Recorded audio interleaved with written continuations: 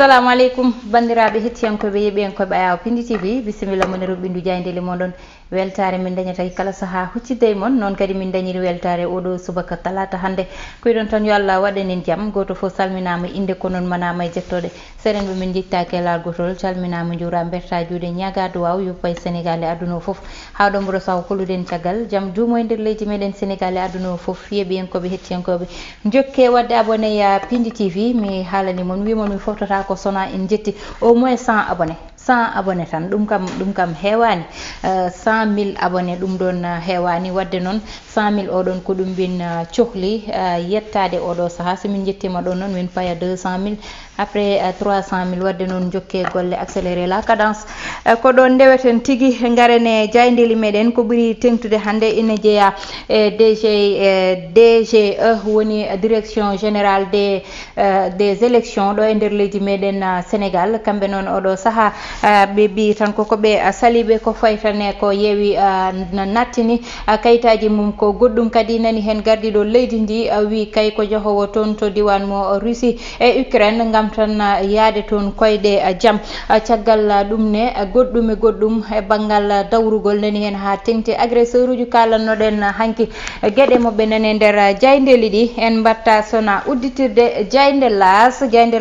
e oɗo subaka hande kañum ari tan ko hollidde natal gardiɗo leydi ndi wiide tan mawa ya toon to diwan mo Moscou e Kiev gam tan yaade toon koyɗe jaam hakkude Ukraine e Russie saabu guerre kay foti ummade ɗo yete DGE kamɓe noon ɓe mbi tan kokoɓe saliɓe tigui ɓe mbi tan ɓe jaɓata liste mo yeewi askan wi Abdoul Mbaye kañum ne addi konngudi mum e nder tan jayde las ko wiide tan ha joni kala ko faye local uji kay ɗo joni heewi haala wonɓe ganda nani goya walla ne goƴa place uji mumen kanko noon koko ganduɗa yete ina foti ƴewtede no fewi konngudi makko nane nder jayde las konngudi Bougane Gueye Dany ne e tan ƴettude kala ko ganda woni ko tan tunwi e banggal élection ji walla mbiyen ko faya hen ko walla ko parenté ko ƴetti fo o ɓaati ɗum e dow gardiɗo leydi ndi garane jayde l'observateur Khalifa Sall ɓe mbi tan oɗo saaha kay wondi koye najre tigui saabu oɗo saaha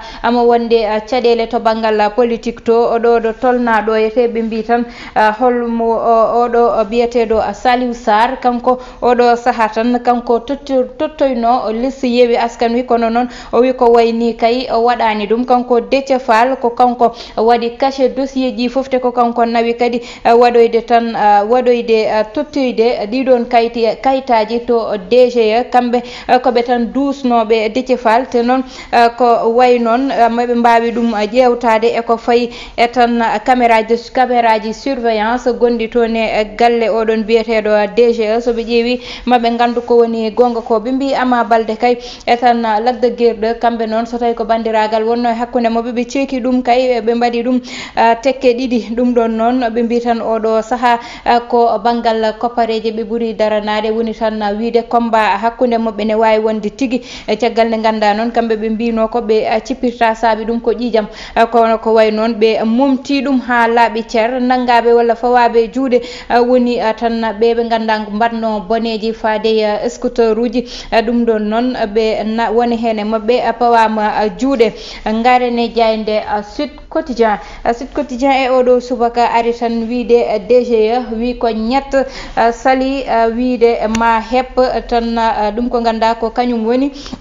liste mo yeewi askan wi liste mo ɓe mbayli ɓe gartiri o ɗum ɗon noon ɓe mbi tan ko ma addu haala e nder leydi meɗen goɗɗum kay ko addi haala woni banggal Idrissa Gana Gueye e tan club mo woni o saabu ko saktoɓe kabaruji hewɓe toon to diwan mo France to nani dari wiide tan yo sanction ji waɗe e oɗo ɓiɗɗo gorko biyeteɗo Idrissa Gana Gueye kono noon Sénégal naɓe fo oɗo saaha nani dare caggal makko mbi kala ko waɗa kamɓene aɓene ayoɓe yo andu aɓene caggal makko te ɓe goppitamo caggal hay lawol gotol ɓe mbi jayde Vox Populi kañum noon oɗo subaka hande ari tan koye ko woni nder yeewi askan wi ha saabi poɗodire waɗe hakkude mabɓe kanko Déthié Fall o wi tan ko foof ko Saliou Sarr ko kanko nawi baga kayitaji ɗi waɗoyde ɗum tan déposé kanko Déthié Fall noon nde o suuti ɗiɗon konngudi kanko Saliou Sarr noon o heddaki en caggal saabu o wi tan ko ko wayni o jabata ɗum hay lawol gotol sabu ko Déthié Fall nawi kayitaji muɗum waɗay ɗum déposé ɗum noon ina hollita tan kamɓe goto foof oɗo saaha nani ƴetta ina momta e dow goɗɗo o woni hakkude Déthié Fall e tan oɗo biyeteɗo Saliou Sarr e tan liste moɓɓe oɗon moɓe mbanno déposé te noon banggal parité waɗaka respecté nder hen Maître Moussa Diop wi kañum ma watta porté plainte ɗum woni kongude makko e nder jayde Vox Populi ha joni tan ɓe mbi toon to diwan mo Kédougou to accident musɗo dañi toon ha jeeɗiɗo wasi hen pittali mumen hewɓe dañi hen gañandeli kono chauffeur badɗo oɗo bone kañum tan komo ganduɗa oɗo saaha kay dogui yiyaka. Jayde enquête gareten ɓe mbi hakkude tan wallu e Yewwi Askan Wi kay koko ganduɗa yete beele ne wawi wonde ɗum woni namdal ngal e oɗo subaka hande wadde eɓene kolliri Ousmane Sonko gardiɗo tan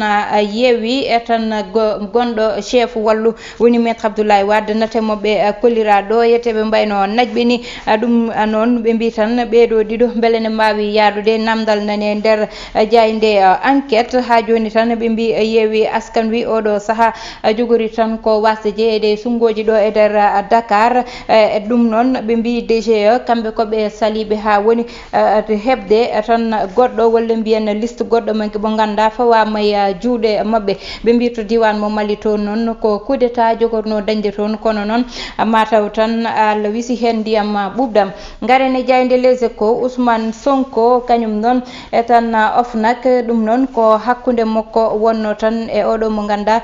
ko kanko woni Tahirou Sarr ɗum noon ɓe mbi lawol totti gonga ko Tahirou Sarr saabu ɓe mbi kayitaji ɗi ganda tottama ko waɗa déposé ko guila hitande ujunnaji ɗiɗi e sappo e jeenayyi te noon ko signina ko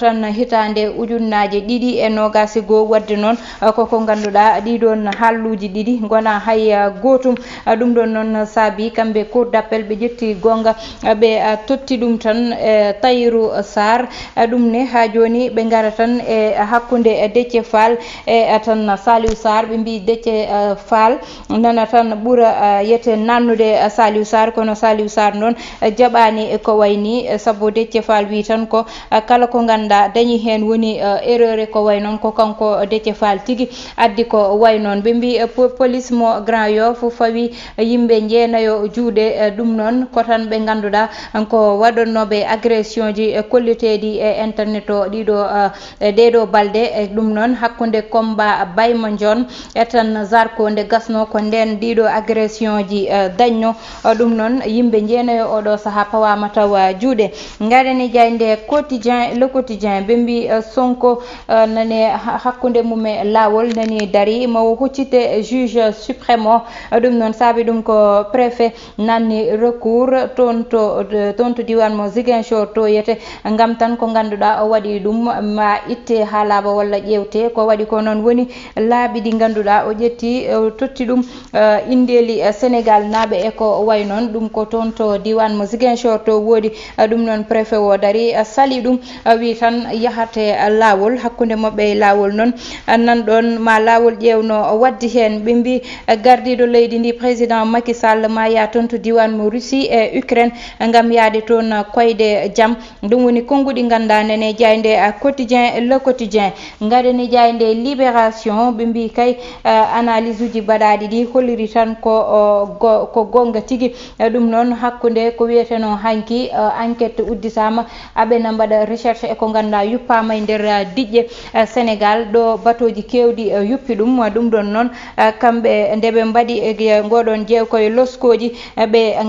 gandini tan ko ina waɗi kay poson mo ganduɗa yuppama tigui e nder maaje ɗe ɗum saabi liɗɗi kewɗi maayi hen kono kadi ko ganduɗa ni ne wawi addande bone yimɓeɓe saabu so yettima ha mabɓe walla woodi yettiɓe toon ne wawi addande ɓe caɗele ɗum noon ɓe joopi peɗeli tan ko batoji mawɗi ganda ina ummo caggal leydi ene naata e nder leydi meɗen Sénégal ɓe mbi ha joni liste Yewwi mo Dakar Déthié Fall Saliou Sarr goto foof nana fooɗay goɗɗo o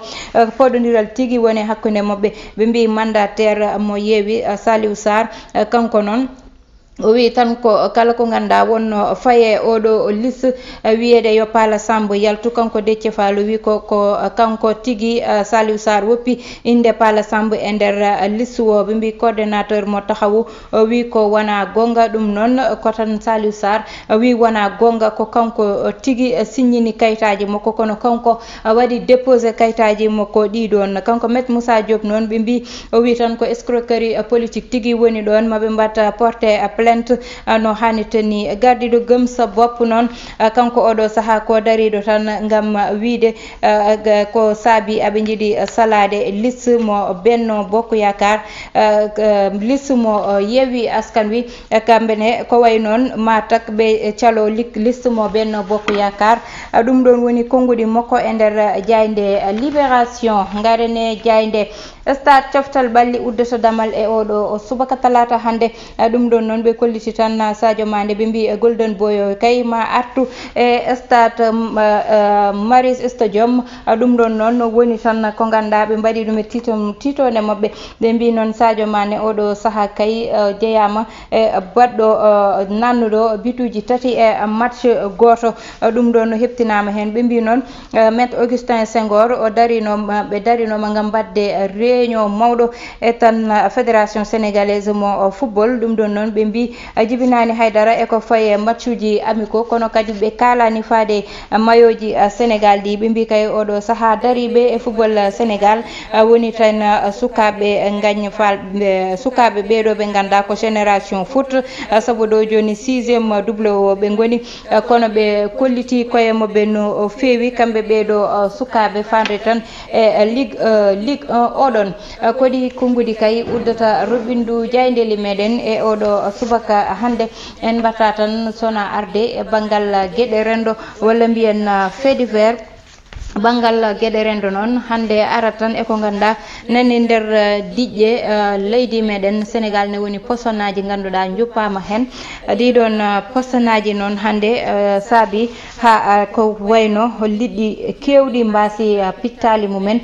kono kadi ko ganda ne wawi addande yimɓe caɗele saabu son ƴewtidima ɗo e caggal won awoɓe wonɓe ɗo e diwan mo Thiaroye ɓe ganda dañino caɗele hakkude Thiaroye e Mbour ɓeɗon noon ko soɓe naate ndiyam ɓe jalti balli mabɓe fof gonta uuɓe hakkude juuɗe mabɓe koyɗe mabɓe e banggueji goɗɗi saaha hay tarde mabɓe naggat ɗum daña uuɓe woni ko ganda posonaji juppeteɗe e nder ndiyam ena saale ha joni tan ko wiyete contrôle e nder leydi meɗen Sénégal ene hedditi seeɗa saabu hay so tawi liggey baɗɗo fayida nani waɗi hen kono so tawi wonko heddi kadi ɗum ɗon yo joppe feɗendu woni oɗon contrôle mo ganduɗa koɓe cuusa yuppude diƴƴe leyɗele mabɓe leyɗele mawɗe leyɗele tubakoɓe ɓe gara ha ɗo e diwan mo Afrique ɓe juppa ɗum e diƴƴe meɗen ɗum noon saabo ha liɗɗi kewɗi mbasa hen pittali mumen yimɓe daña hen caɗele saabu ko addata uuɓe e ko way noon a anda holɗo wawi wattindade e ɓandu ma walla ko wawi jibinandema e nder cellal ɓandu maɗa wadde ɗum ɗon ne foti ƴewtede saabu hande so ƴewama liɗɗi kewɗi mbasi pittali mumen Sénégal déjà amin goya banggal liɗɗi hande hay yaboye ɓurɗo famdude hande jeeyeteɗa ko ɗiɗon walla taton keccon jeeyeɗa ɗum sam temedere sam capannayyi ni natti dañde e nder leydi ndi saka noon memde liɗɗi ɗi ganda ko liɗɗi mawɗi hono wirteno ni liɗɗi coof walla jarañ e ko way noon foof hande natti hay yiyede natti hay fawede guite wadde noon ko wayni maaje ɗe poti ko renede saabu kamɓe toon to diwan mo Europe to Amérique eɗo wawi wonde foof hande koɓe ganduɗa aɓe ndeni liɗɗi ɗum ɗoji mabɓe maaje mabɓe ha waɗat saaha mo ganda ko nden ɓe dokkete ɓe jaaha ɓe awoya e saaha mo ganda hay goto memata maaje ɗe woppete ko liɗɗi ɗi ene jibina ene mawna haaɓe jetto saaha goɗɗo kadi ɗum ɗon noon hande ene foti ƴewtede minenne leyɗele meɗen Afrique hande amin poti hutorade diƴƴe amen eko wone nder diƴƴe amen woni liɗɗi ɗiɗon ganduɗa koye nder diƴƴe amen goni kono minen min kutota ko ɗum kono ko woɗɓe garata non seulement ƴetta e ɗiɗon batuji ganduɗa ɓuucoto ko liɗɗi ha laaɓa kono kadi ɓe mbadda hen yuppude kadi posonaji ɗi ganduɗa addata ko caɗele e nder ndiyam ɗam ha liɗɗi kewɗi kadi mbasa hen pittali mumen ɗum ɗum ɗon ene foti ƴewtede kono fof tan woppite koye jungo laamu woppide jungo jogiiɓe ɗum ɓe kamɓe koɓe poti wadde hen koɓe mbaɗa ɗum enquête aji poɗɗi waɗede waɗe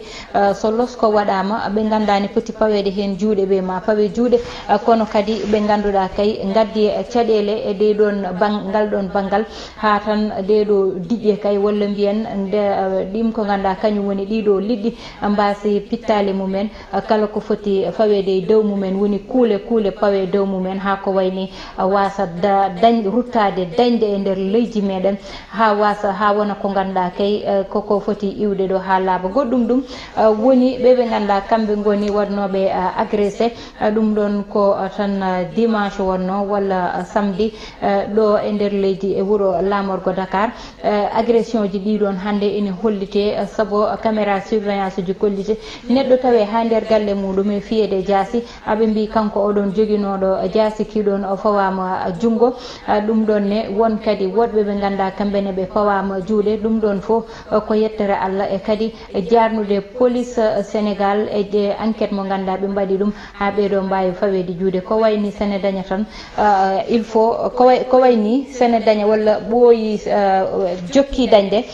koɓe mbaɗi ko maɓe jooɗo ɓe micco soɓe mbaɗa saabu joni ɓe gowti soɓe mbaɗa ɓe ƴettata koɓe kabba masque uji e ko way noon beele ɓe mbasa heptinede soɓe gujja ko masque uji mabɓe ɓe kabbata ganda ɓe keptintake kono noon ɗum haɗani police Sénégal heptindeɓe e fawde ɓe juuɗe hettiyankoɓe yeeɓiyankoɓe Pindi TV ɗum wonno komin gaddanno on e oɗo subaka talata hande ko tuttude won aadi janggo so Allahu lamɗo jaabi bani mon Dabba Aissata Ndiaye wonno heɗono ene banggal caméra o ko Ibrahima Thiombani Masso Sow alias Thiat